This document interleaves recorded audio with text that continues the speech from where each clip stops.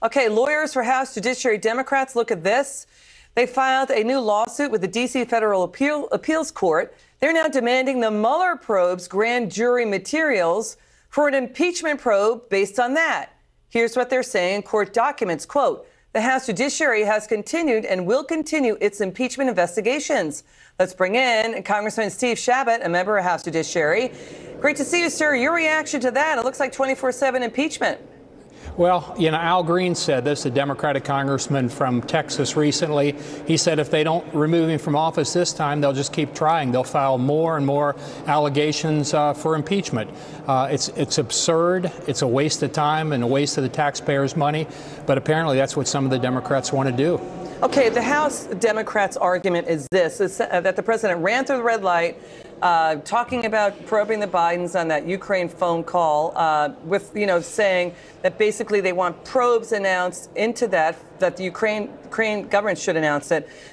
Can you help us with this part of the Judiciary report? It alleges Trump committed, quote, federal bribery and wire fraud crimes, plus alleged Russian interference. The allegations are under the umbrella of the abuse of power. They're not separate articles, and it's talking about federal prison sentences. Can you help us out breaking this down? It's all absurd. They've thrown everything but the kitchen sink in there. The thing that I think is most, it cuts through it all is that there's supposed to be crimes, actual crimes. There's supposed to be bribery. There's supposed to be treason or other high crimes and misdemeanors. That's what our founders wanted. What they have put up is basically abuse of power, whatever the heck that means, and obstruction of Congress. And so they're talking about things which aren't actually crimes. For about a week there, they were screaming bribery every other word, and then they dropped that altogether. This president has not committed any crimes. They wanted to impeach him since the day he was inaugurated. They're bound and determined to move forward on this. And if they don't get him here, which they won't, because there's no way the Senate is going to vote to remove him from office, apparently they're going to keep coming back with more and more trumped up charges. Sorry about the pun, but it's ridiculous. We ought to be spending our time and the American taxpayers' money on things which benefit the American people, not divide us, which an impeachment does. Hey, next month the president will be doing his State of the Union address. It could come in the middle of a Senate trial.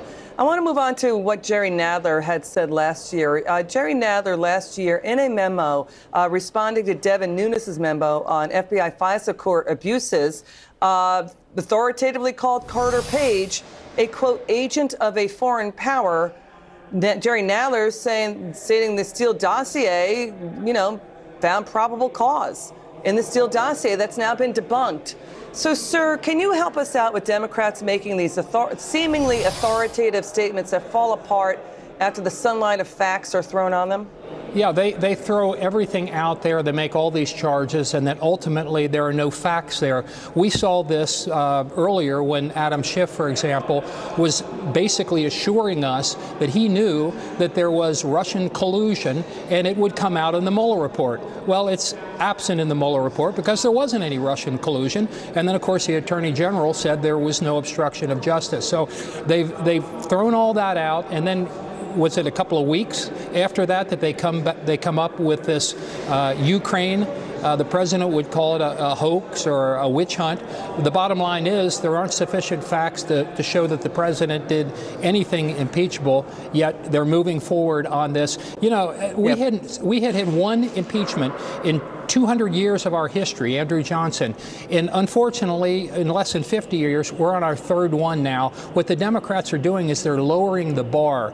Impeachments are going to be too routine, and it's very divisive. And to your point, what we've been tracking, it's happened since the 80s.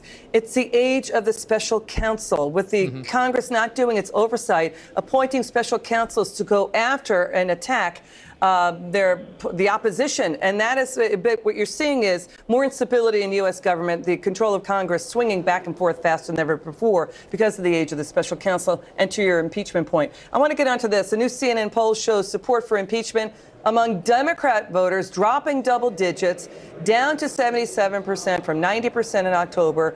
More voters oppose it, a 5% swing down in support, a 4% swing up in opposition. That's the CNN poll.